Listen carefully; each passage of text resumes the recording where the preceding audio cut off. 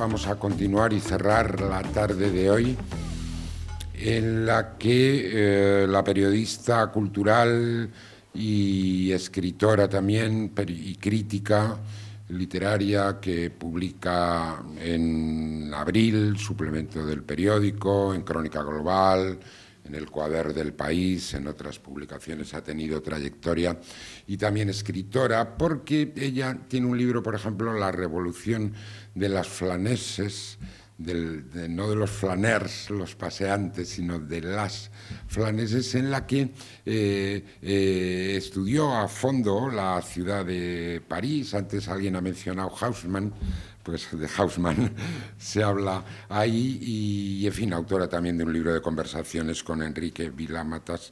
Pues Ana María Iglesias va a conversar con Eduardo Mendoza sobre la ciudad en la obra de Eduardo Mendoza.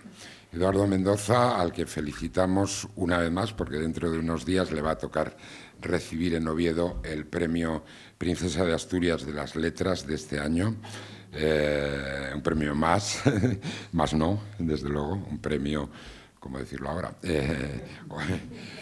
Que se añade a nada menos que el premio Cervantes, esto lo saben ustedes bien, y por tanto la presentación de Eduardo solo puede ser breve. Barcelona, hay novelas suyas que transcurren en otros lugares, pero Barcelona está presente a lo largo de toda su obra, desde La verdad sobre el caso Savolta, La ciudad de los prodigios, tantas y tantas de sus novelas, incluida precisamente esta, que es, también no sé si es la penúltima o última, vamos a decir que última, Tres enigmas para la organización, descacharrante novela sobre una disparatada y disfuncional, diríamos como poco, agencia de investigadores que transcurre toda, buena parte de ella, toda en Barcelona, y elabora un mapa de la ciudad también, en cierto modo, como hacen las novelas que tratan de las ciudades. Pero de todo esto le toca preguntar y comentar a Ana María Iglesias, cuando queráis.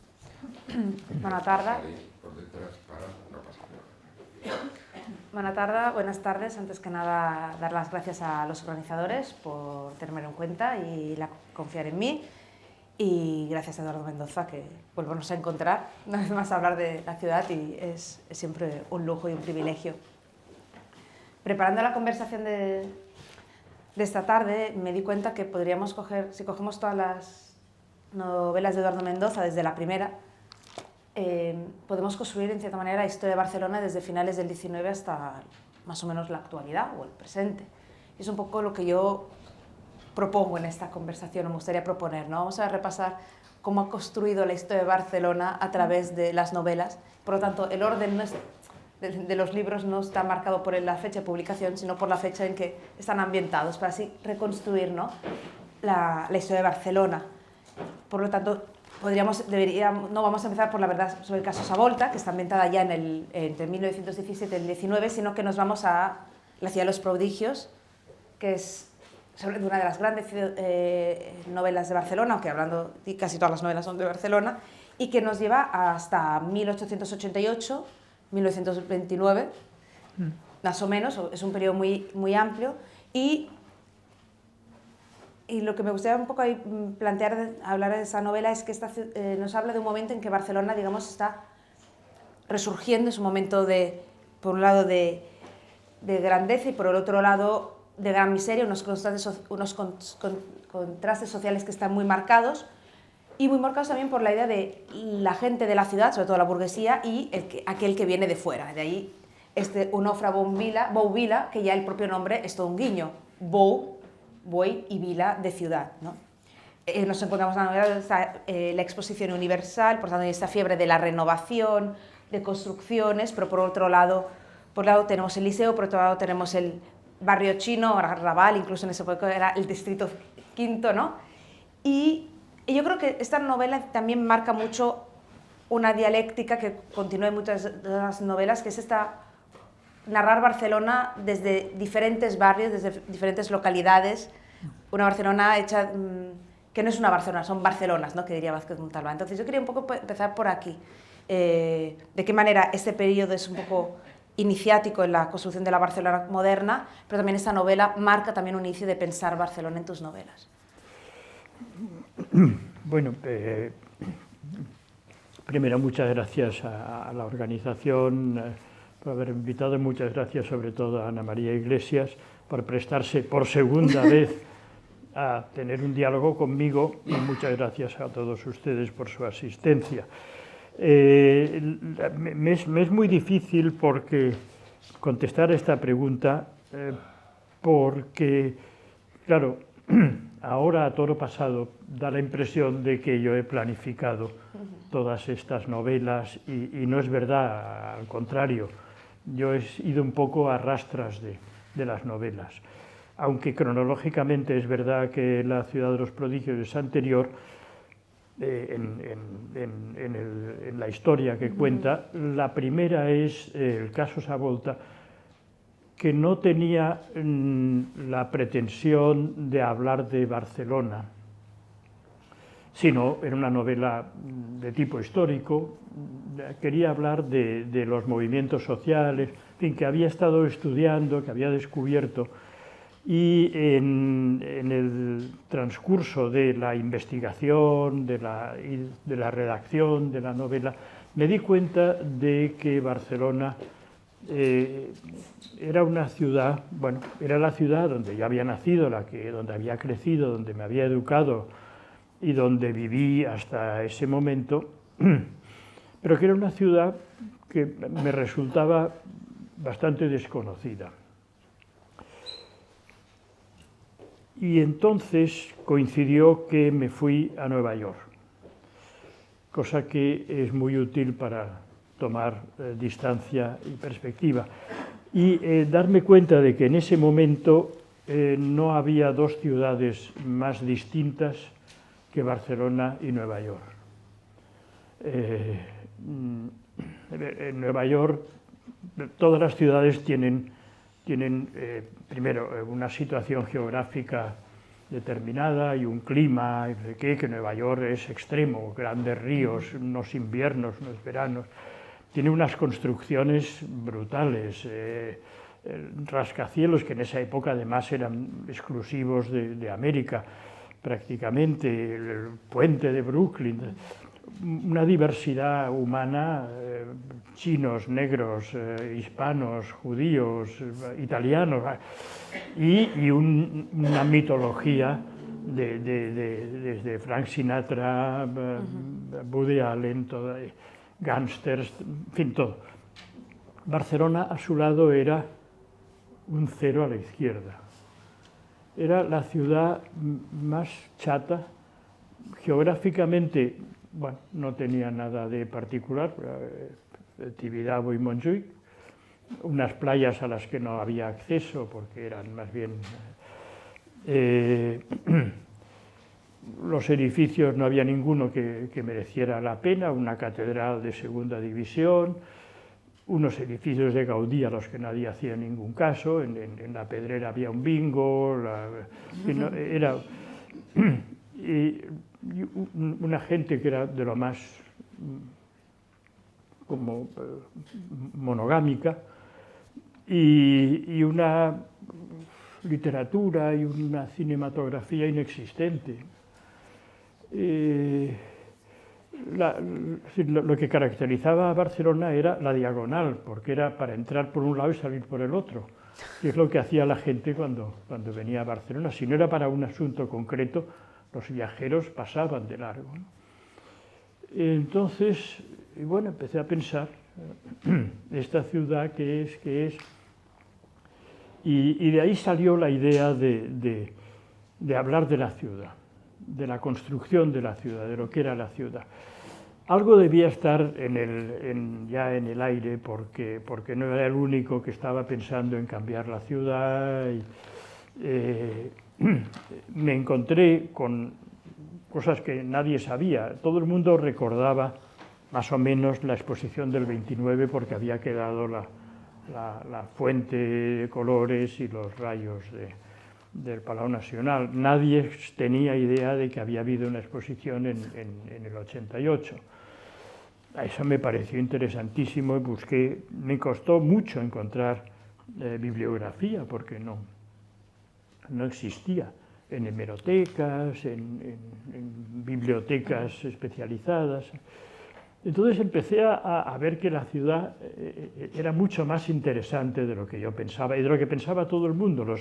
Todos los viajeros del siglo XIX dicen que Barcelona es una ciudad muy fea, no tiene ningún interés. A mí me traía sin cuidado, yo no tengo ningún patriotismo urbano, ¿no? Siempre dicen, ¿de dónde es usted de tal sitio? ¡Ah, qué bonito! ¡Qué de Granollers! ¡Son fantásticas! A mí me da igual, soy de Barcelona, me da igual que me digan es una maravilla o una pocilga, me da igual. No, vamos, ya sé lo que es. Pero por eso mismo tenía una distancia. Entonces empecé a ver, empecé a buscar, y claro, empezaron a salir cosas interesantísimas. Y además que nadie había investigado. Una ciudad que era una ciudad tranquila, pequeño burguesa, de gente de misa de 12 el domingo y luego a la pastelería a comprar unos dulces. Y luego resulta que, claro, escarbabas un poco y quien más, quien menos tenía un antepasado pistolero de un lado o del otro. Una ciudad que se había hecho a base de violencia. Total, que eso era lo que me interesó. Y eso coincidió además con un movimiento general de poner a Barcelona, lo que ahora se dice, muy mal dicho, poner en valor. Que quiere decir aprovechar. Y bueno, pues eso, abrirla al mar y convertirla en lo que es ahora, otra vez un desastre, pero por el otro lado, ¿no? Una cosa que ya no se puede aguantar, de famosa y de interesante, qué bonito, todo lo que antes era feo ahora es bonito. Bueno, estas cosas pasan.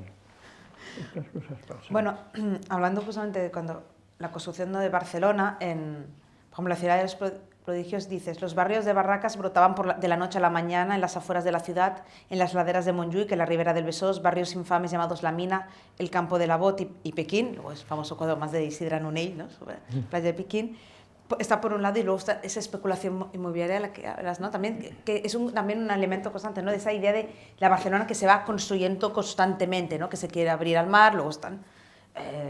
tú has dedicado muchas páginas, desde Sin Noticias de URB, San Mauricio de las elecciones, ¿no? El momento de las Olimpiadas, ¿no? Esa idea de el Barcelona que se construye, de la construir, ¿no? De la renovación constante. Sí, pero Barcelona, claro, es una ciudad un poco absurda porque... Bueno, hay muchas ciudades absurdas, no es una característica exclusiva de Barcelona. Es decir, que no tiene una razón de ser estratégica o de recursos naturales próximos, un centro de poder. Está ahí porque está ahí. Entonces, continuamente se tiene que ir reinventando. Es una ciudad comercial, pero luego se convierte en una ciudad industrial absurdamente, porque no tiene nada, que tiene que importar todos los productos que va a manufacturar hasta que se electrifica. Y luego hay un momento en que ya se desindustrializa y se queda un poco, una vez más a lo largo de su historia, contra las cuerdas. Y entonces, bueno, ¿qué podemos hacer? Y se hacen varios experimentos, de los cuales pues el primero y el que sale mejor es el de los Juegos Olímpicos, que coincide sobre todo con un gran cambio importantísimo en la historia de las ciudades, yo creo, que es un interés por las ciudades. Hay un cambio fundamental a finales del siglo XX, principios del XXI, que es el turismo, el nuevo turismo. Sí. Los viajes low cost, una serie y un nuevo interés por ciudades que hasta ese momento se ha limitado a París, Venecia, Roma y poca cosa más. Por ejemplo, nadie iba a Nueva York, porque daba miedo y porque había gente por la calle que te podía robar. Todo el mundo prefería quedarse en casa y luego si podía iba a París. Entonces hay un momento que empiezan a interesar las ciudades. ¿A quién se le iba a ocurrir que un turista podía venir a Barcelona e ir corriendo a la Boquería? Esto era impensable, pero hay un momento en que lo más bonito de Barcelona es la Boquería, tanto que la destruyen. Pero bueno, y ahora se hacen fotos de sí mismos haciéndose fotos en un lugar vacío. Pero bueno, esto es consecuencia de lo anterior. Las ciudades adquieren interés la calle, adquiere interés los restaurantes, los bares, la vida nocturna, las tiendas, y la gente empieza a hacer turismo de ciudades. Y entonces Barcelona,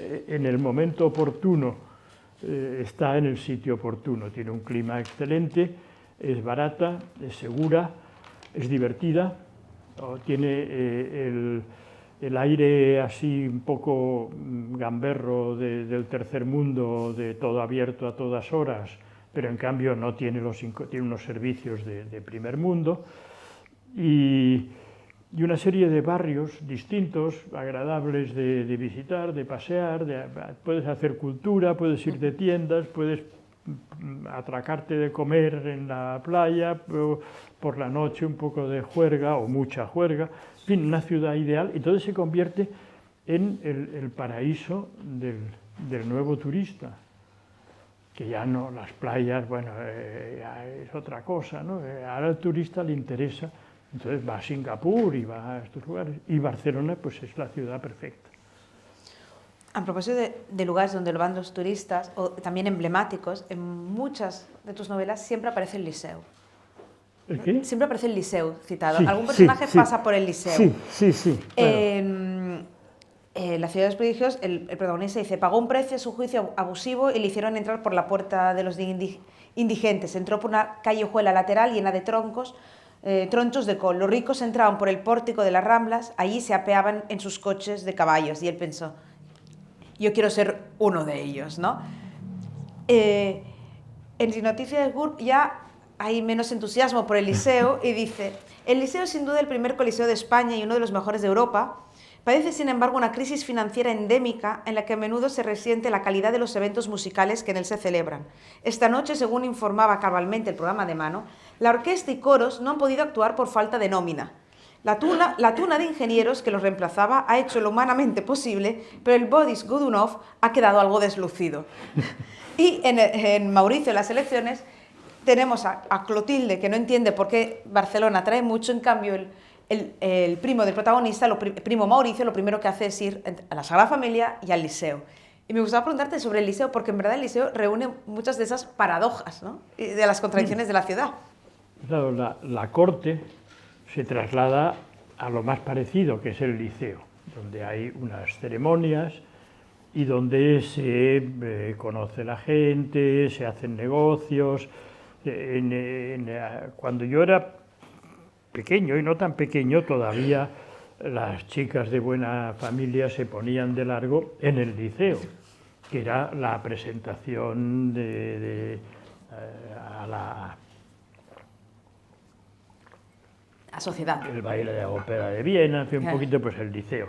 En el Liceo había habido bailes famosos, en fin, en toda la época la vida social, el epicentro de la vida social era el Liceo. No hay otra cosa que lo sustituya.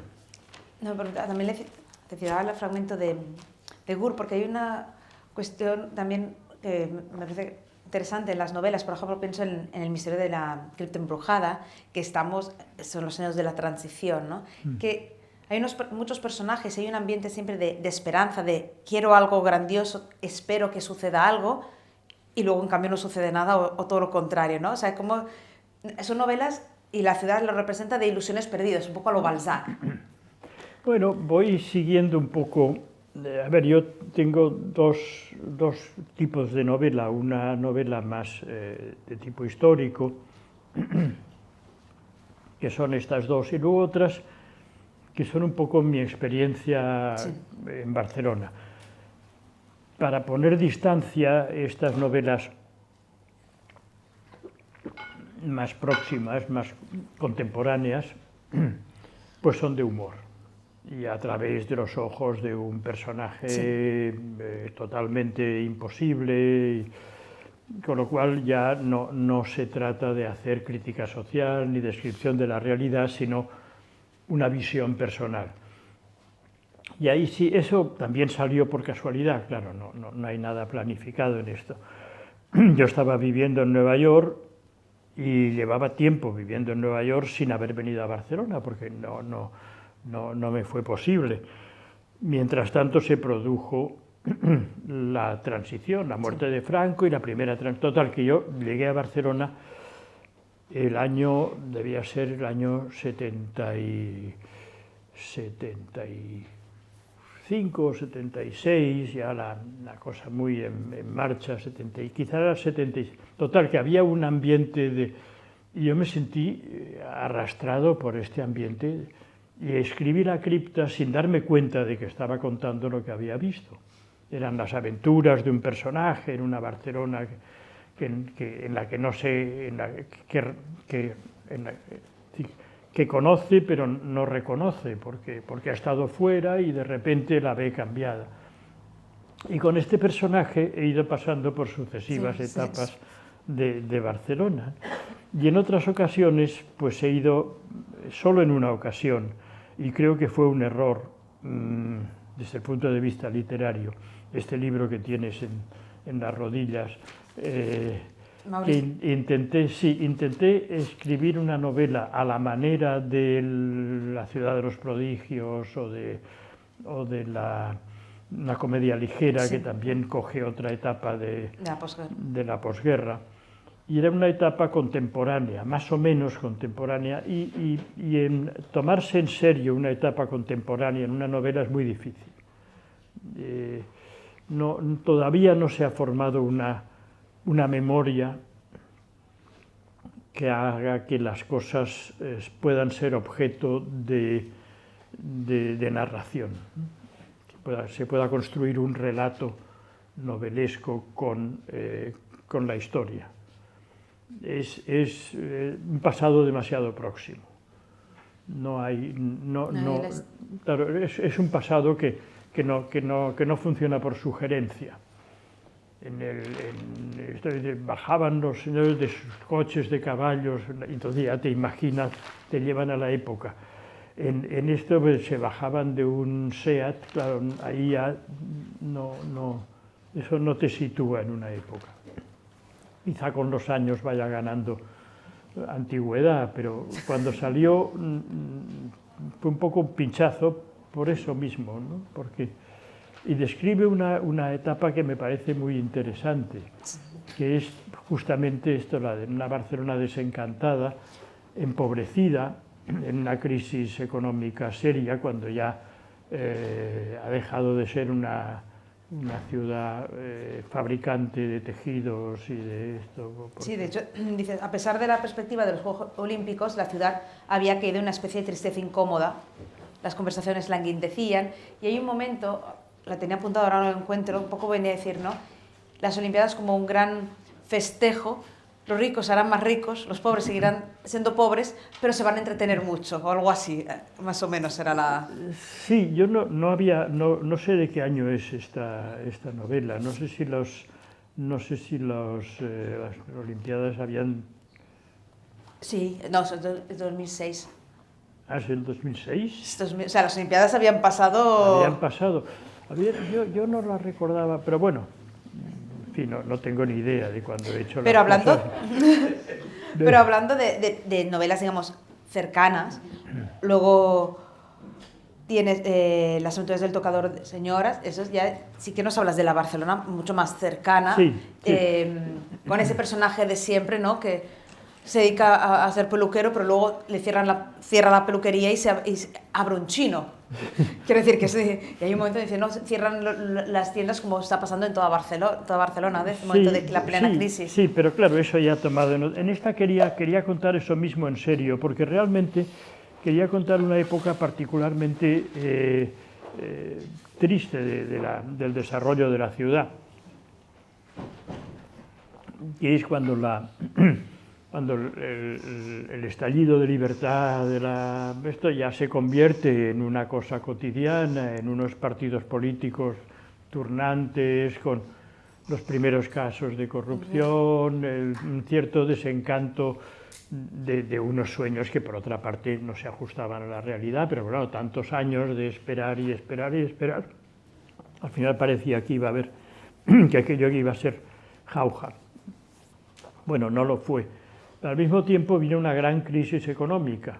Sí. Y por eso mismo, porque Barcelona pues, se quedó un poco fuera del circuito, con la entrada de España en la Unión Europea, los productos mejores y más baratos, total, fuera. Y luego vino también una plaga tremenda, que fue la droga y el SIDA. Sí.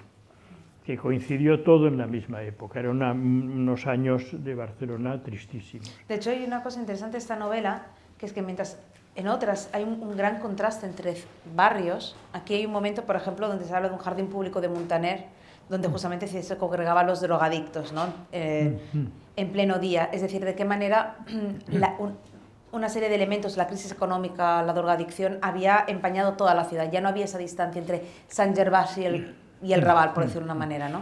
Sí, sí, no, la ciudad se deteriora toda ella de conjunto, sin que sea culpa de nadie ni tenga una solución posible. Luego todo se arregla, ¿no? Y las cosas se arreglan solas, como decía una canción. ¿Crees que se arreglan solas? Sí. No, yo pregunto, ¿eh? De todas maneras, es verdad que Mauricio, en las elecciones primarias hay, digamos, una novela, entre comillas, más seria, pero hay mucho humor. Aquí es decir, la idea de Mauricio en los mítines y con sus conversaciones con los socialistas, digamos, hay bastante ironía. Sí, pero no es el humor. No, claro. Quizás la única novela de las que he escrito en la que el humor es un poco... Más contenido. Sí. Y además está más en los personajes que en el narrador. Sí. Ahí desplacé un poco, sí, no puedo evitar porque es lo que me divierte. Pero no hay absurdo, en fin. Y hablabas justamente de la distancia, ¿no? del tiempo de ir a Nueva York para volver, para narrar la ciudad. En Sin Noticias de GURB, el que habla, digamos, estamos hablando de un extraterrestre. Sí. Sé que también esa es la mirada, digamos, es una forma también de alejamiento, es decir, habla el extraterrestre y mira con una mirada ajena. Bueno, este extraterrestre es el mismo personaje de todas las novelas, de este pobre pícaro que quiere integrarse y no sabe cómo, que no es un marginado, no es el que voluntariamente o empujado por las circunstancias está fuera y está contra la sociedad. Al contrario, es el que quiere quedar muy bien y quiere vestirse y se transforma como puede y siempre se equivoca, porque claro, si no estás, no estás. Pero hablando justamente eso de los personajes que quieren entrar en Barcelona y formar parte, volviendo un poco a la cuestión de los barrios, hay muchos personajes que llegan a Barcelona con la aspiración del éxito económico y quieren eso, el éxito. Pero luego hay, por ejemplo, el barrio chino les tira mucho. Les gusta esa autenticidad, que es el barrio también, es otro de los lugares que siempre está en las novelas. El Raval está muy presente. Sí. Y es un lugar en el que se reivindica cierta autenticidad. Bueno, claro, es la historia de mi vida. Yo nací a muy pocos metros de aquí y para mí pues la ciudad era una ciudad muy burguesa, ¿no? Esta zona era una zona de clase media, ahora se ha vuelto una zona de tiendas, marcas de lujo, pero es una ciudad de clase media, con un mercado y sumamente conservadora. Colegio religioso y luego, claro, escapadas en cuanto uno crecía un poquito a la parte baja derecha de las Ramblas. Escudillers, bueno, lo de izquierda, Escudillers, y luego la derecha, y allí encontrabas un mundo que no sé si era más auténtico, supongo que sí, bueno, también era auténtico no sé qué es lo no auténtico, pero bueno, me parecía mucho, si no más auténtico, más interesante. Ese barrio también era un barrio pobre y desgraciado que se animaba un poco cuando llegaban los marinos de la Sexta Flota, que era un mito también de aquella Barcelona. Esa parte la ha contado mucho mejor Vázquez Montalbán que yo. Bueno, y luego están las famosas fotografías de Joan Colom, donde se ven los marines llegando. Sí, los marines que luego andaban pues, por los bares, por ahí, por abajo de las Ramblas, por los tablaos flamencos, que había muchos. Y bueno. Ahora que citas a Montalbán, claro, cuando preparaba la conversación pensaba mucho en Montalbán, porque también es otro de los grandes narradores, pero también en Montserrat Roig, porque l'Eixample, que también es la gran narradora del l'Eixample, ¿no?, de Barcelona. Sí, Montserrat Roig. Hombre, hay muchos. La verdad es que hay más literaturas y escarbas de la que parece. Por supuesto, yo para escribir me inspiré mucho en la novela de Barcelona, que aparentemente no hay, pero que si empiezas a mirar hay mucha. Por ejemplo, Mercè Rodoreda. Sí. Y luego otra que hay una cosa que tienen que es todos los memorialistas, Pla, Gaziel, Sagarra, todos estos, ¿no? Que eso sí, es una Barcelona muy viva, muy bien descrita, no imaginaria, sino real, y ahí encontré un filón tremendo. Y luego, digamos, está tus vivencias, digamos, a través del personaje de Rufo Batalla, en esos personajes que es ya una forma de narrar la ciudad, y no la ciudad, porque se habla también luego de la experiencia en Londres, ¿no?, fuera, que es una autobiografía encubierta, no sé si... Sí, bueno, claro, ahí ya dejo la ciudad, además ya estaba cansado que me dijera, bueno, Barcelona, dejarme... Irme. Sí, dejarme marchar. Y además siempre que he podido me he ido, porque a mí lo que me gusta es ser extranjero. Ahora ya casi en Barcelona lo soy, ¿no? Pero porque los turistas son los locales. Sí. Sí, claro, ya notas que estamos sobrando muchísimo. Sí, los barceloneses molestamos una barbaridad. Pero bueno, antes me gustaba pues eso, estar en una ciudad desconocida, descubrirla, encontrar rincones. Y siempre he vivido, siempre que he podido, he vivido fuera o a caballo de fuera y dentro.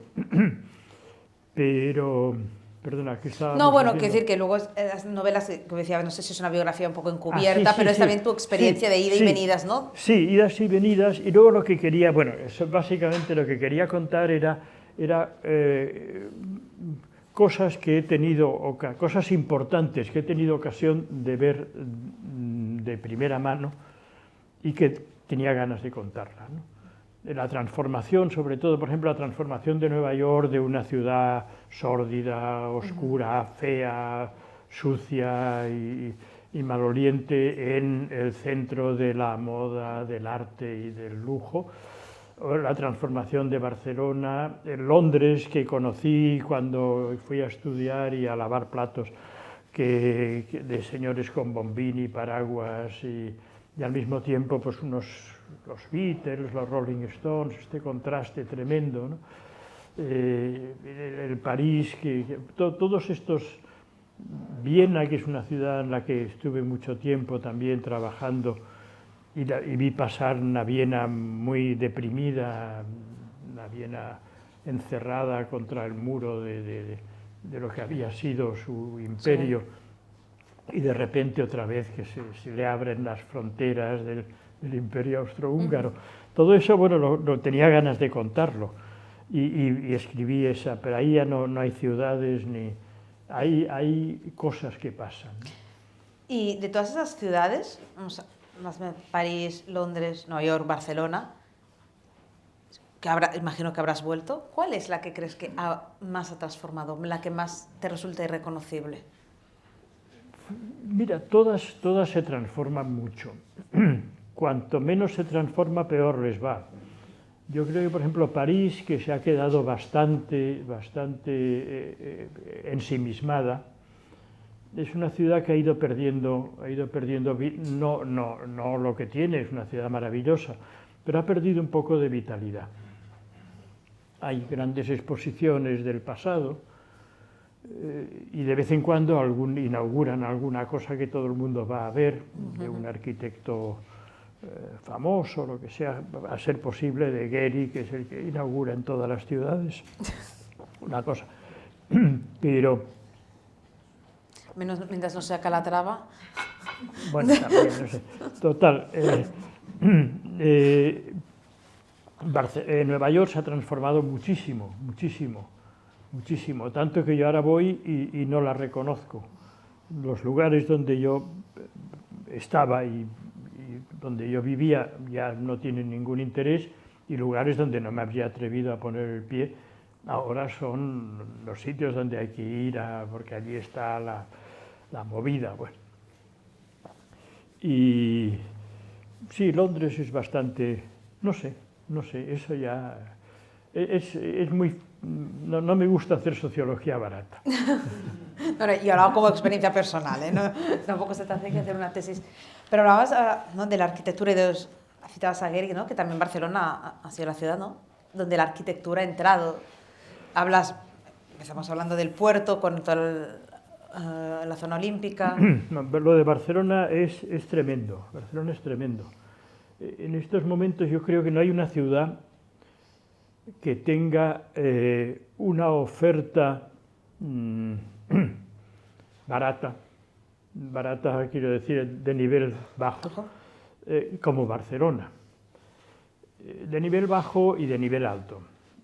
Pero si preguntas en estos momentos, el arquitecto más famoso del mundo, Gaudí, el equipo de fútbol más famoso, el Barça, los cocineros más famosos, los de Barcelona. Bueno, ¿qué más queremos, no? Que sean menos famosos. Bueno, no... Un poco menos fama a lo mejor nos iría mejor. No, mira, eso quejarse es una... No vale la pena. No vale la pena. No vale la pena, es lo que es. Y los fenómenos son los fenómenos. Quizá habría que pensar la ciudad. Y yo creo que bueno, seguramente este es el tema que nos reúne aquí en estas jornadas. Pensar la ciudad. Yo he hecho una aproximación literaria muy un poco palos de ciego, ¿no? Contar literariamente impresiones. Pero bueno, hay muchas maneras de abordar el tema y creo que hay que tener una idea de lo que es una ciudad. De lo que es una ciudad y de lo que es esta ciudad. Y poner parches me parece una solución contraproducente. Las ciudades son orgánicas también. Muchas veces cuando un semáforo deja de funcionar, la circulación es más fluida, porque la gente dice, pase usted, ahora paso yo, y a veces conviene. Lo peor es que venga un urbano a poner orden, porque entonces ya el caos es absoluto. O hay semáforos muy bien sincronizados, o que la gente se apañe como pueda. Pero que venga un señor con un pito, eso es la muerte. Entonces, hay que tener una idea de ciudad. Y esa idea de ciudad, claro, no son sus edificios, son esto que he dicho antes, lo que la ciudad tiene de natural, sus edificios y su gente. A propósito de eso, de su gente y la manera diferente de vivir, además hay una cosa curiosa, que cuando uno va leyendo las novelas se da cuenta de que hay cuestiones que se reiteran a lo largo de la historia de la ciudad de Barcelona. Aparte me ha enseñado de la corrupción, pero la diferencia social es la gente que viene de fuera a buscar trabajo. El tema de la vivienda, desde las chabolas hasta ahora, nosotros hemos por decir, el tema de la vivienda es un problema endémico en la ciudad. Y en Noticias de GURB hablas, dice, Entra en la sala una señorita y nos hace formar 3 grupos. A. El de los que quieren comprar un piso para habitarlo. B. El de los que quieren comprar un piso para blanquear dinero negro. C. El de los que quieren comprar un piso en la Villa Olímpica. Quiero decir, cambiemos Villa Olímpica por cualquier barrio y nos estás... Es la Barcelona de ahora. Bueno, sí, pero estos A lo son... mejor no es ahora la Villa Olímpica. Yo creo que son males endémicos de las ciudades, con rarísimas excepciones. Yo recuerdo que cuando Berlín se cayó el muro y se convirtió en la capital, era una ciudad baratísima donde se podía comprar una casa estupenda a un precio ridículo y todo era barato y los taxis eran baratos y todo. Eso duró un telediario, pero hubo un momento en que sucedió. Es posible que todas las ciudades pasen por... Pero lo propio de una ciudad es ser muy cara e irse encareciendo. En el momento en que se va encareciendo, la inversión inmobiliaria es rentable, con lo cual aumenta y se encarece más. Y la gente sin dinero se va cada vez más lejos. Eso sucede siempre y en todas partes. Que eso no quiere decir que digamos, bueno, pues como pasa siempre y en todas partes no hagamos nada, no. También hay enfermedades y hay que vacunar a la gente y arreglar las cosas, pero es endémico. Es endémico y yo creo que es propio de las ciudades, sobre todo de las ciudades, claro, que atraen gente. Hay ciudades que se vacían y entonces, mira, pero claro, ¿quién quiere ir a un sitio que se vacía? Hablando de ciudades... Por algo se vacía, ¿no? Hablando de ciudades, antes hablábamos de otros autores, ¿no?, que han hablado de Barcelona, pero tú tienes además un ensayo de un autor que no es de Barcelona, pero es un gran narrador de ciudades, que es Vivo Baroja. Sí, bueno, es quizá la única escapada que he hecho a este terreno Luego me cayeron muchos palos, porque realmente no soy un erudito y solo soy un devoto lector y plagiario incluso de Baroja, que durante mucho tiempo fue mi guía literario, como el de muchos, ¿no? Entonces me salió la oportunidad de escribir un librito sobre mi Baroja y eso hice, pero que no se me tome en consideración. pero me gustaba porque hemos hablado de eso, de los autores, digamos, catalanes de aquí, pero luego tus influencias están mucho en la literatura francesa. Quiere decir que al final los grandes narradores son, bueno, Balzac, la literatura francesa del 19, ¿no? Sí, Dickens, bueno, ¿quién no? Claro, Tolstoy, bueno.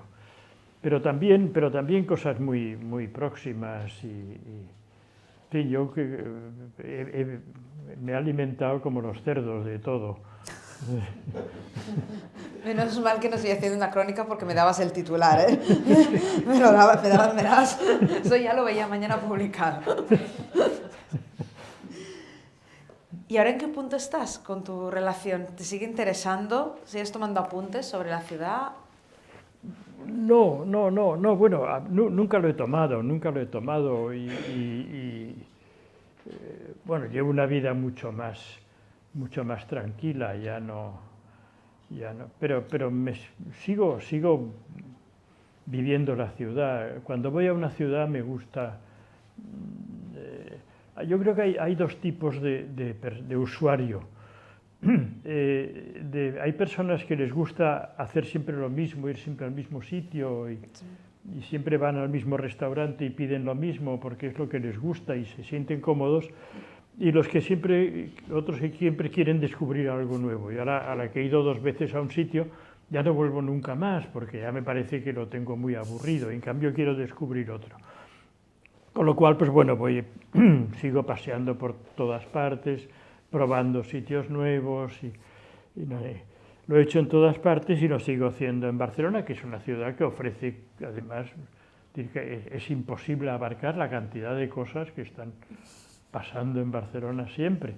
No todas muy interesantes, pero bueno, pero algunas sí dan para mucho entretenimiento. De todas maneras, voy a corregirte. Es verdad que son de esas cosas innovar, pero ir probando. Pero, por ejemplo, el Jardineto está presente y creo que ahí ha sido más de 2 veces.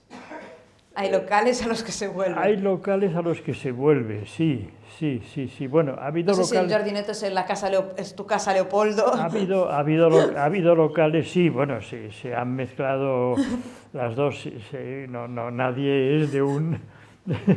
todo el mundo es un poco híbrido, pero sí, Casa Leopoldo y el Jardineto han sido dos lugares de mi... Sí. Pero al final son esos lugares, al final no supongo que en la búsqueda también al final hay ciertos lugares que forman parte, no sé si de una formación sentimental, de una educación sentimental, ¿no? Sí, no, sin duda. Y hay sitios con los que uno se encariña y a los que al cabo de un tiempo quiere volver porque, hombre, qué ganas tengo de volver a este sitio, de hacer esta cosa. Hay fidelidades, el fútbol, pero vaya, no, quiero decir que soy persona cambiante y por lo tanto sigo yendo por la ciudad y bueno. Por tanto, ¿no eres de aquellos que esa mirada nostálgica sobre la ciudad? No, la nostalgia es uno de los pocos defectos que no tengo. No creo que otro tiempo haya sido mejor. Ha habido momentos brillantes, ha habido momentos bajos, pero como en la vida de las personas, no. Yo creo que las ciudades tienen una vida propia, ¿no? No es verdad, pero luego resulta que sí. Por lo menos es verdad en la medida en que nos lo creemos. Cuando uno llega a una ciudad, sobre todo una ciudad con una marcada personalidad, con un pasado y con una literatura y un imaginario potente, ya empieza a actuar de otra manera. Cuando uno llega a París, casi ya le sale una baguette debajo del brazo, ¿no? Ya se vuelve un poquito, no sé qué se imagina, pero algo se imagina. Cuando llega a Nueva York, pues le pasa lo mismo. Cuando llega a Roma, empieza a hacer así. Sí, y lo he podido ver en mucha gente. Bueno, ¿no? Roma es la prueba de que es mejor que no controlar el tráfico. Que el tráfico es la prueba evidente de que ahí es mejor dejarlo llevar y que... Bueno, no creas. Roma precisamente es una ciudad en la que el tráfico se autocontrola. Se controla. Pues sin que nadie mande. Bueno, hay ciudades que se autocontrolan como Nápoles. Bueno, sí, Nápoles ya es un caso paradigmático. Claro, el peligro de Nápoles es ir y pensar que se puede hacer cualquier cosa. No, hay unas reglas tan estrictas como el código de la circulación más rígido. Hay que conocerlas y hay que haber pasado el examen. Si vas allí sin conocer esto, trompazo seguro. Roma tiene hay una intervención. Italia es muy interesante porque cada ciudad ha adoptado Claro, son ciudades imposibles. Son ciudades imposibles porque claro, toda la vida han estado atrayendo muchísimo de todo. Y han pasado por todas las etapas y no sé qué, Génova, Florencia, imagínate, Venecia, qué horror, qué lío, ¿no?